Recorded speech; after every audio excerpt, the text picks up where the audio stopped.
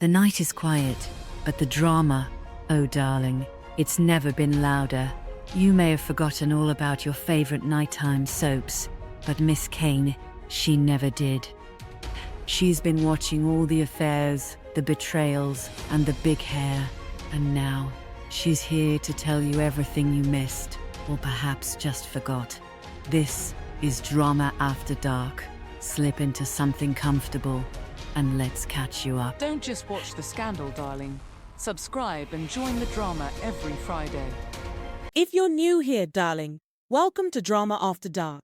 And if you've been watching with me for a while, well, it's good to see you again. Around here, we revisit the golden age of nighttime soaps, one episode at a time, the power plays, the betrayals, and the spectacularly bad decisions that made these shows absolutely unforgettable. Tonight, we're heading back to Southfork for another chapter of Dallas. So settle in, love. This one gets rather interesting.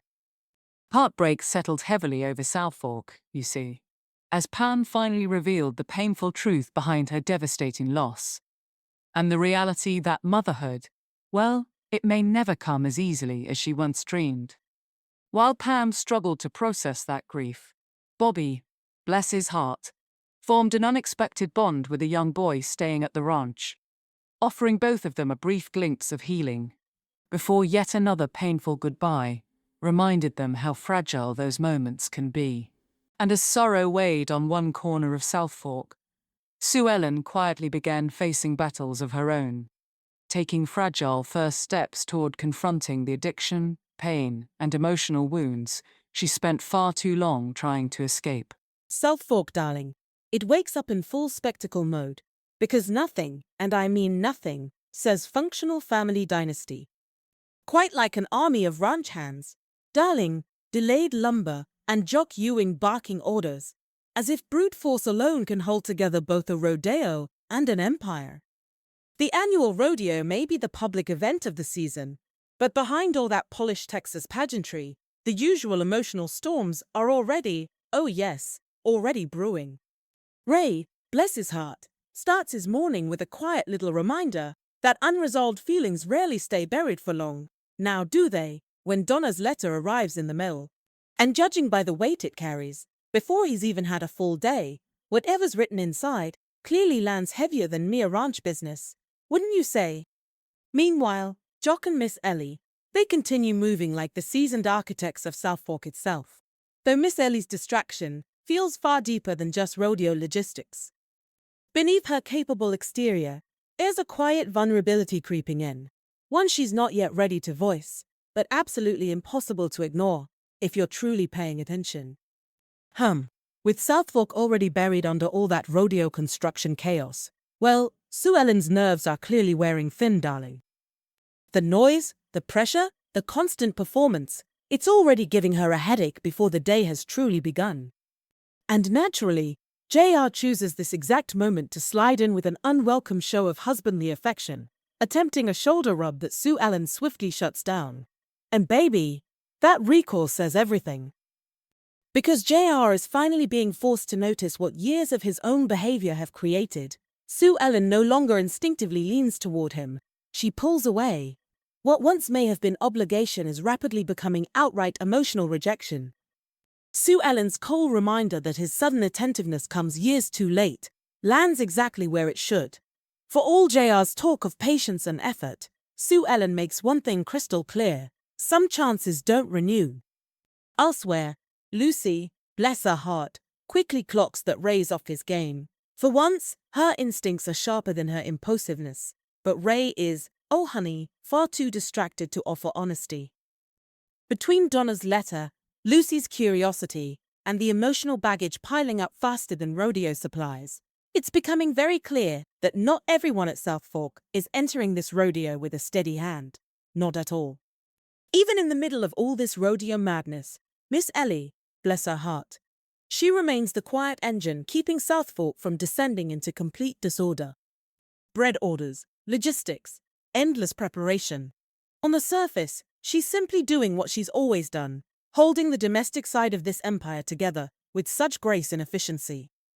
But beneath that polished control, darling, there's something heavier settling in. Her comments about age and the body betraying you, they land with far more weight than casual conversation should. And Bobby, oh, that sweet man that he is, he immediately senses his mother may be carrying more than simple fatigue. And honestly, he's not wrong. Miss Ellie may still be standing tall, but for perhaps the very first time, we're seeing the subtle cracks in a woman who has spent decades being Southfork's emotional backbone. Meanwhile, Sue Ellen's request for a ride into town may sound innocent enough, but let's be honest, sometimes a woman simply needs to escape her husband, her in-laws, and the deafening performance of ranch perfection for a few blessed hours. And with therapy now clearly becoming both a necessity and a refuge, Sue Ellen's dry little remark about wishing it lasted 5 days a week instead of 4, well, it says more than any dramatic confession ever could. She's healing, but she knows exactly how much damage remains. Bobby, ever the family diplomat, offers support without judgment, proving once again why he often feels like the only Ewing man remotely equipped for emotional maturity.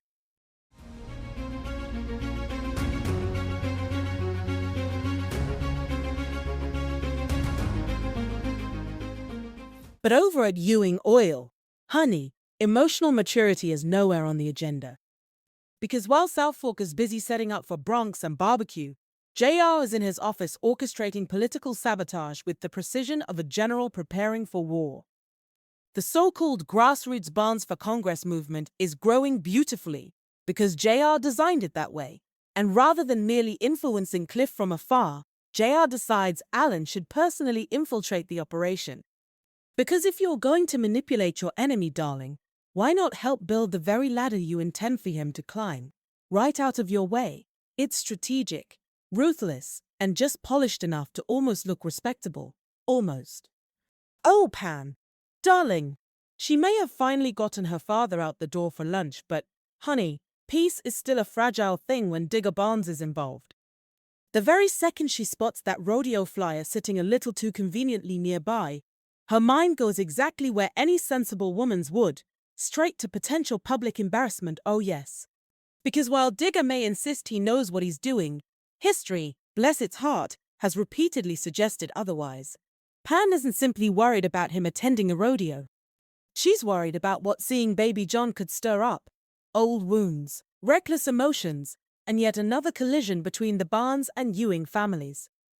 And after everything she's already lost, the last thing Pam needs is another family spectacle fueled by Digger's impulses. So she pushes hard for that promise, not because she doubts his love, never that, darling, but because she knows all too well how dangerous his pain can become when mixed with pride. Meanwhile, across town, Sue Ellen's carefully ordinary shopping trip takes a far more interesting turn.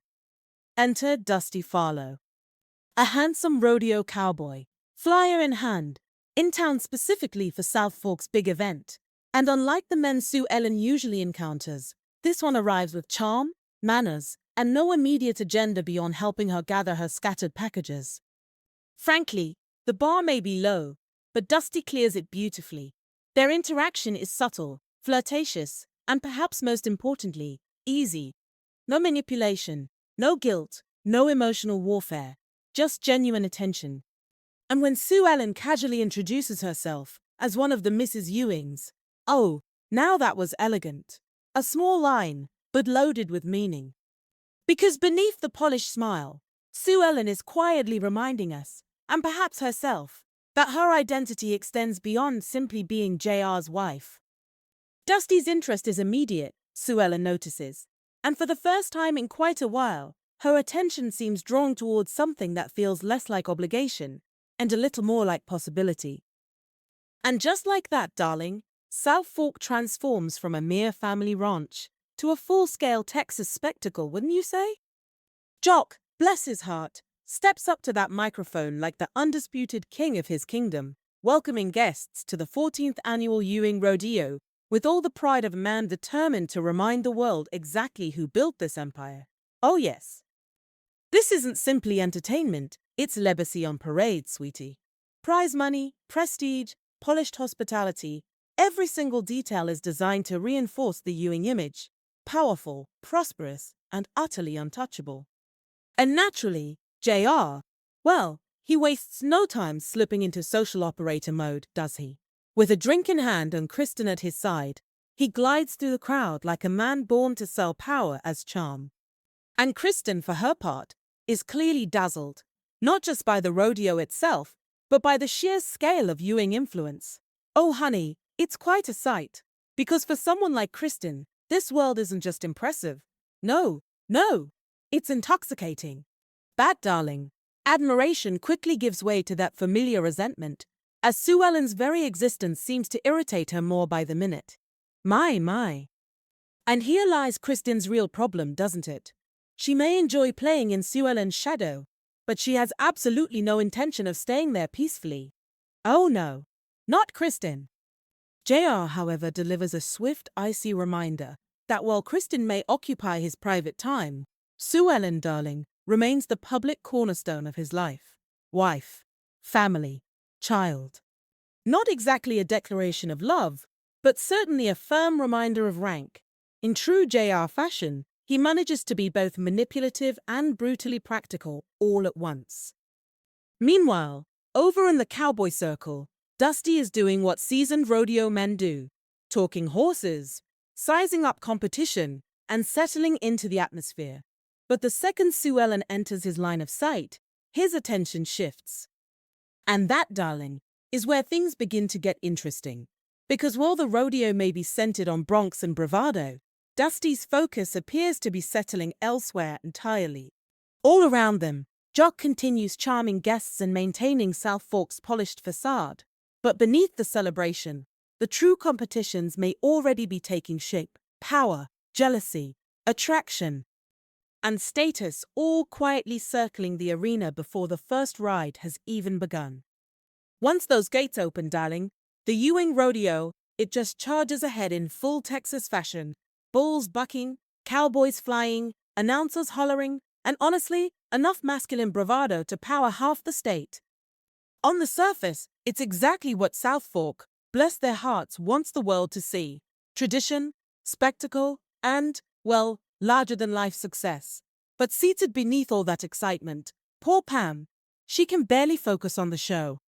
Because while everyone else is watching the arena, Pam, she's busy bracing for the possibility of Digger Barnes making an emotionally charged entrance. And honestly, given Digger's history, her concern feels less like paranoia and, oh honey, more like practical survival. Bobby, ever the calm in her storm, does his best to lighten her mood, gently reminding her that not every moment has to be overshadowed by fear.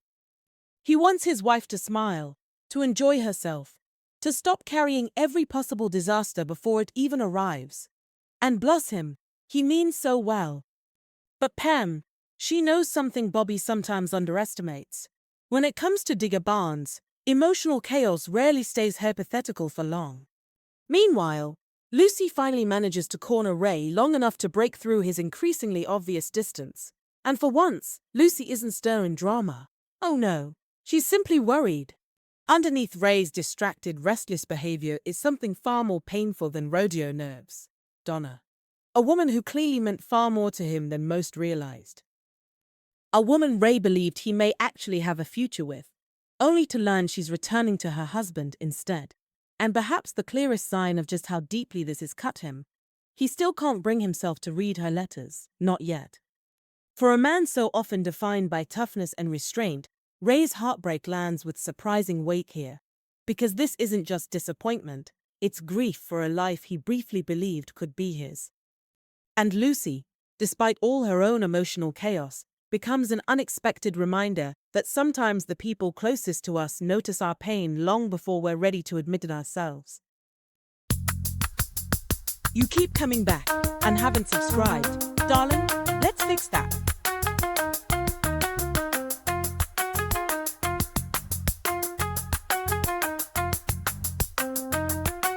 Now, while the crowd is busy cheering broncs, bulls, and cowboy glory, the real drama, as always, darling, is happening just outside the arena. Pam, already emotionally frayed, can barely stomach watching Bobby ride, without her nerves threatening to completely unravel. So, rather than sit there imagining every possible disaster, she quietly slips away toward the house, under the perfectly reasonable excuse of checking on baby John. And honestly, after the year Pam's had, that woman deserves a moment to breathe without adding Rodeo Widow to her list of anxieties. Miss Ellie, however, clocks it immediately. Oh yes, she does. In that gentle but unmistakably maternal way only Miss Ellie can, she reminds Pam that constant worry won't heal what's already broken. A rare moment of softness, especially from a woman currently carrying burdens far heavier than anyone around her fully realizes. But as Miss Ellie walks away herself, Jock notices. And for perhaps one of the few times, the king of Southfork seems less focused on rodeo spectacle and more concerned with the woman beside him. Because beneath all the noise, all the planning, and all the polished appearances, Jock can sense something isn't quite right with Miss Ellie. He just doesn't yet know how right he is. And then, because, darling, Dallas never ever misses an opportunity for emotional complication, does it? Miss Ellie, bless her heart, quite literally walks straight into Digger Bonds. Now, honey, if there were ever two ghosts of Texas past destined to collide in public, it's these two, isn't it? Their interaction, oh, it's brief, cordial, and ever so sober. But beneath all that politeness, my dear, sits decades of history, heartbreak, and all those roads not taken. For all the family wars and old wounds, there's still something undeniably poignant there. Wouldn't you agree? Meanwhile, back in the chaos, JR is once again managing his favorite pastime, emulation in tailored clothing. He gives Kristen her marching orders like a man assigning strategy, not affection. And Kristen, desperate, jealous, and still trying to secure her place, bless her heart, falls right in line. But no sooner does JR finish playing puppet master than his attention shifts straight back to Sue Ellen, because apparently this man truly believes emotional whiplash qualifies as romance. Sue Ellen, understandably, is less than enchanted. And then, as if on cue, fate gives Dusty Farlow yet another opening. A spilled drink, a timely assist, and suddenly, oh, Sue Ellen once again finds herself rescued, not by wealth, status, or obligation, but by a genuinely charming cowboy who seems to appear exactly when she needs air. At this point, darling, Dusty isn't just flirting, he's becoming a very dangerous contrast, because where JR offers control, Dusty offers freedom. Where JR performs, Dusty connects, and that difference becomes impossible for Sue Ellen to ignore. For perhaps the first time in a long while, she isn't simply playing the role of Mrs. Ewing. She's laughing, questioning, feeling. And when a woman like Sue Ellen starts remembering she still has desires of her own, oh, that's when things get truly interesting. Now, while the rodeo keeps rolling and Southfork continues serving polished Texas grandeur, Pam and Bobby are still scanning that massive crowd, like two people fully aware that one unstable family moment could ruin everybody's afternoon. Because despite Digger's promise, neither of them trusts fate or Digger Barnes that easily.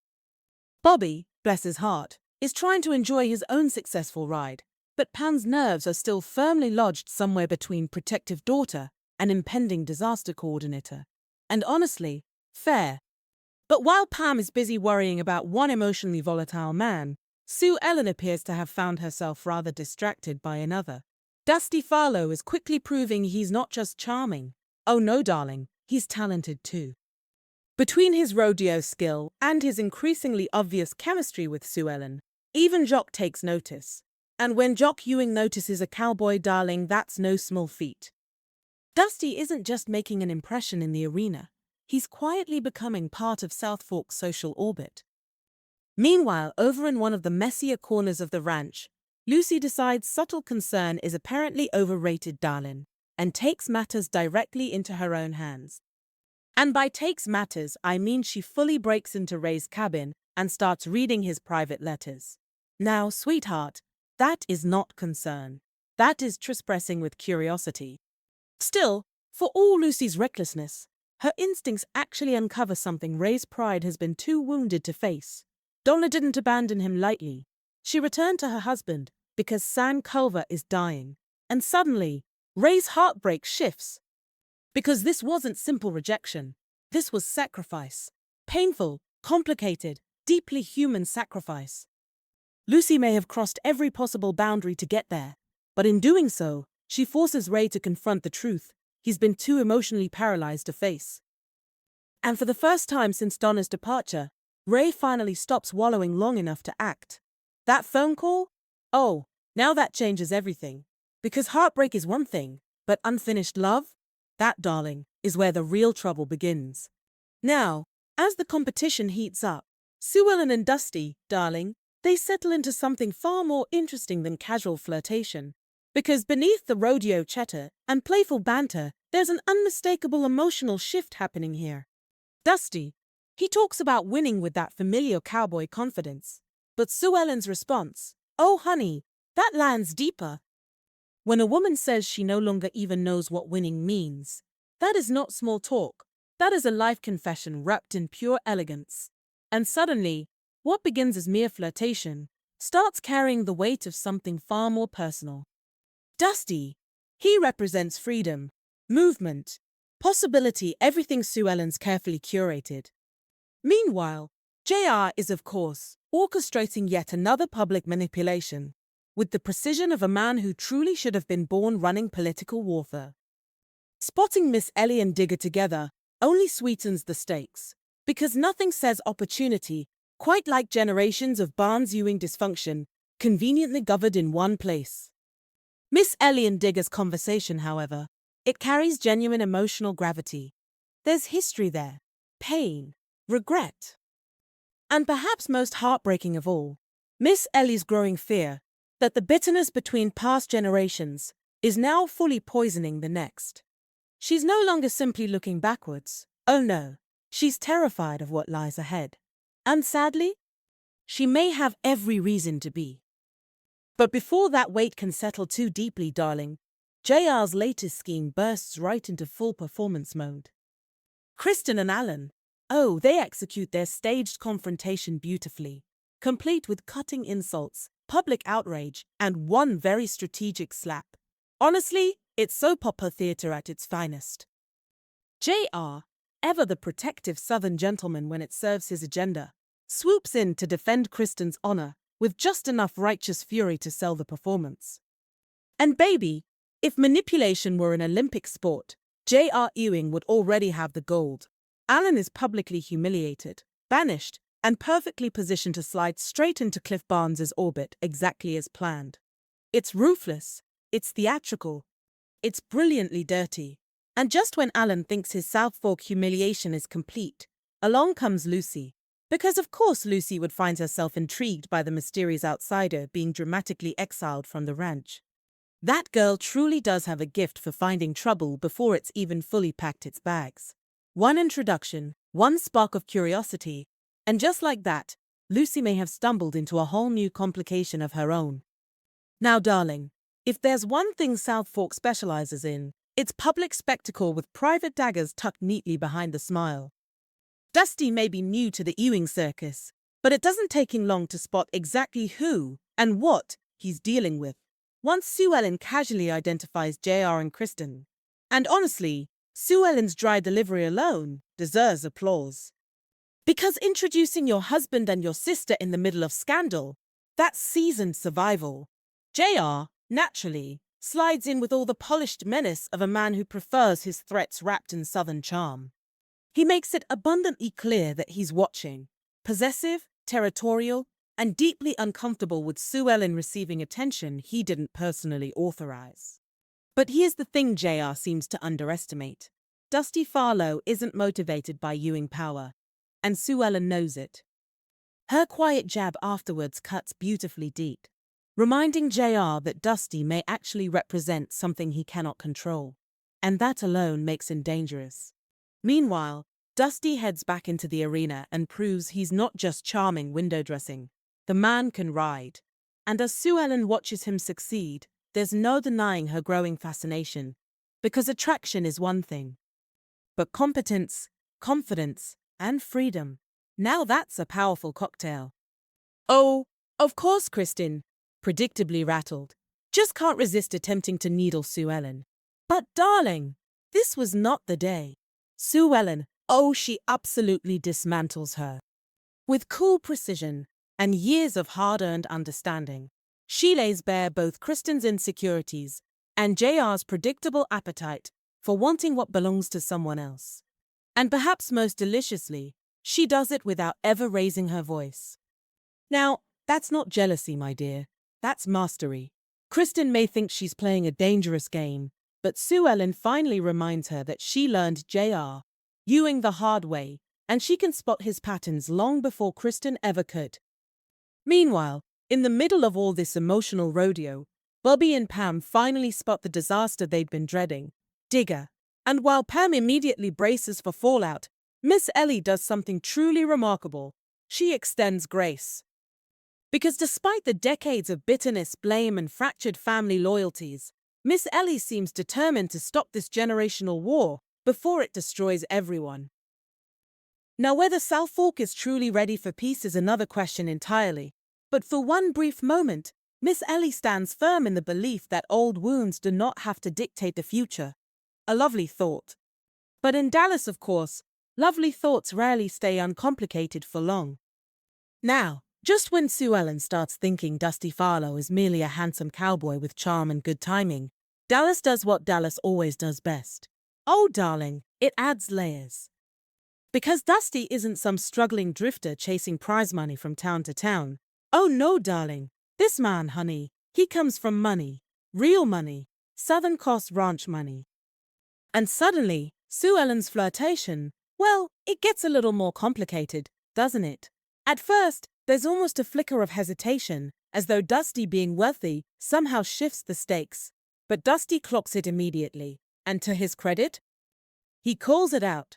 Because what he wants Sue Ellen to understand is that whether rich or poor, rodeo rider or rancher, he is still simply a man, one she genuinely likes. And baby, when Sue Ellen finally admits it, that is no small surrender, my dear. For perhaps the first time in quite a while, Sue Ellen is allowing herself to acknowledge attraction, not rooted in obligation, performance, or manipulation, just desire. Meanwhile, over in the ever-chaotic Barnes-Ewing family battlefield, Pam and Bobby are desperately trying to prevent what feels like an inevitable emotional disaster. Digger insists he only wants to see his grandson. And for one fleeting moment, it almost seems possible that perhaps this deeply fractured family can survive a peaceful encounter.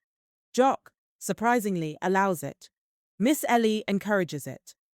And as Digger finally holds baby John, there's a brief, almost heartbreaking glimpse of what reconciliation could look like. But then, Jock does what Jock Ewing so often does without even realizing it. He centers legacy. Ewing blood. Ewing strength. Ewing pride. And for Digger, a man whose pain has so often been rooted in what he believes was stolen from him, that proud declaration cuts deep. Because in that nursery, Digger isn't simply seeing his grandson. He's seeing generations of loss, rivalry, and bitterness wrapped in a perfect baby blanket. So naturally, the fragile piece shatters, and heartbreak reaches for the bottle, again. Meanwhile, Ray's storyline offers one rare glimmer of hope, darling. Thanks to Lucy's meddling, and let's be honest, an invasive little intervention, Ray finally reconnects with Donna. And while the future remains uncertain, one thing has changed. He believes again. Now for Ray Krebs, that may be one of the biggest victories of the entire episode. Because sometimes, trusting love again is more dangerous and more rewarding than any rodeo ride. Now, baby, just when Sue Ellen finally allows herself to lean into something genuine, J.R. Ewing slivers back in, determined to remind her that, in his mind, marriage still means ownership. Because while Sue Ellen and Dusty are sharing a moment, charged with possibility, JR isn't seeing his wife's unhappiness. Oh no, he's seeing competition. And darling, nothing rattles JR quite like realizing someone else may be offering what he never truly has. Attention without manipulation. Dusty, notably, gives Sue Ellen something rare. Patience. He sees her confusion, her longing, her fear, and instead of cornering her, he gives her room. Now that, darling, is precisely why he's dangerous. Not because he's reckless, because he's real. JR, on the other hand, immediately reverts to form, doesn't he? He pulls Sue Ellen away under the polished excuse of privacy, but once behind closed doors, darling, The performance drops fast. This isn't romance. This isn't passion. This is entitlement. JR physically forcing proximity, demanding affection, and essentially expecting gratitude, simply because he holds the title of husband, is one of the clearest examples yet of how deeply he confuses possession with love. And Sue Ellen? Oh, she is absolutely finished pretending otherwise. Her fury is sharp, deserved, and long overdue. When she spits that if he wants a woman so badly, perhaps he should go see whether her sister will oblige, it is not merely an insult, it is a direct strike at JR's hypocrisy, his affair, and his ongoing degradation of both women. Cold, precise, and devastatingly true. Because Sue Ellen is no longer simply enduring humiliation. She's naming it. JR's eventual retreat isn't born of remorse. No, it's frustration. For perhaps the first time, his usual tactics are failing to secure the response he expects. And that, more than anything, signals a dangerous shift. Sue Ellen may still be trapped in the marriage, but emotionally, she is already beginning to leave. Well, wasn't that deliciously messy? Miss Kane walked you through the drama, and trust me, the secrets are just starting to spill. But don't think it's over, darling. There's always another scandal waiting in the shadows. This has been Drama After Dark. Until next time, we'll be watching. Will you?